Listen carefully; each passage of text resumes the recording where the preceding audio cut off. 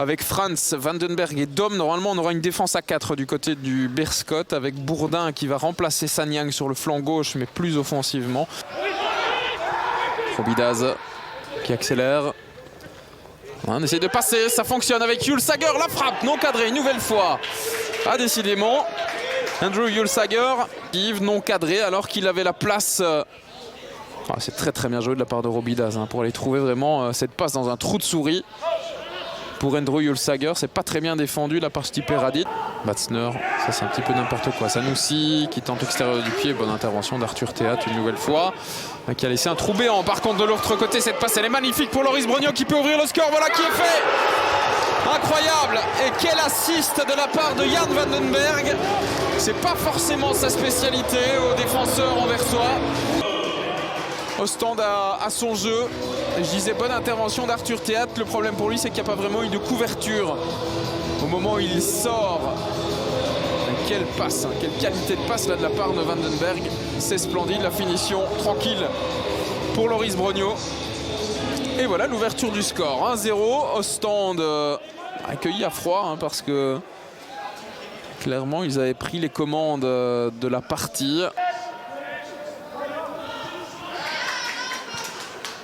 Ouais, bonne passe avec Julsager. Julsager, c'est contré. C'est cadré cette fois-ci, mais c'est contré. Donc, Théat encore, ouais, qui continue son travail. C'est un ballon pour Ostende. On joue vite.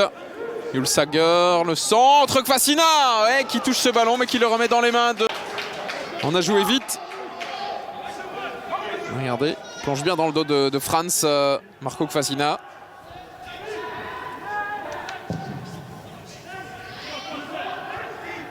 Capone. Sanoussi, ouais, les crochets, Sanoussi, et encore une grosse possibilité pour le Berscott, décidément. Sauzer, Eleke avec la reprise au-dessus. Son ADN subir et puis être capable d'aller profiter des moindres possibilités. C'est un nouvel avertissement pour Ostende, qui est pas mal dans son match, Ostende pour l'instant, mais à force de pousser, évidemment, il y a des espaces. Il masque un petit peu ce qui se passait. Darpino. Ah, ça c'est un très bon ballon vers Kvasina avec la frappe dans les mains de Van Hammel. Ouais, Théat qui avait anticipé. Là de nouveau, il y a des trous dans la défense d'Ostende. C'est parti sur la gauche avec Jan Vandenberg, le donneur d'assist sur le premier but. Vandenberg, la frappe dans les mains de Hubert.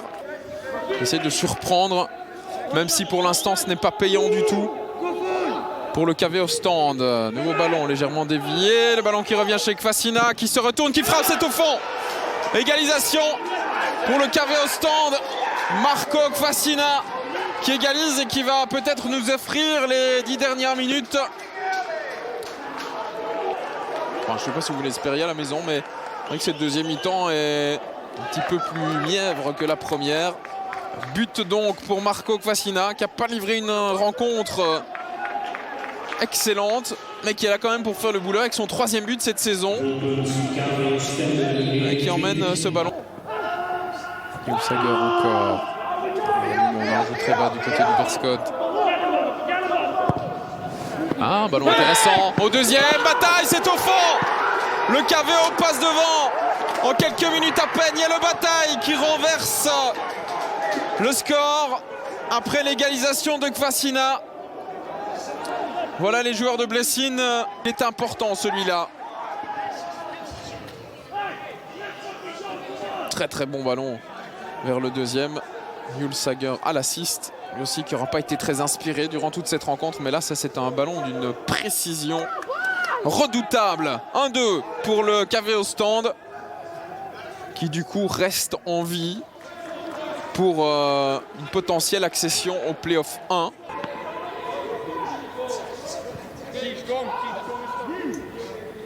Sauzer, première zone avec la déviation. Première zone, c'est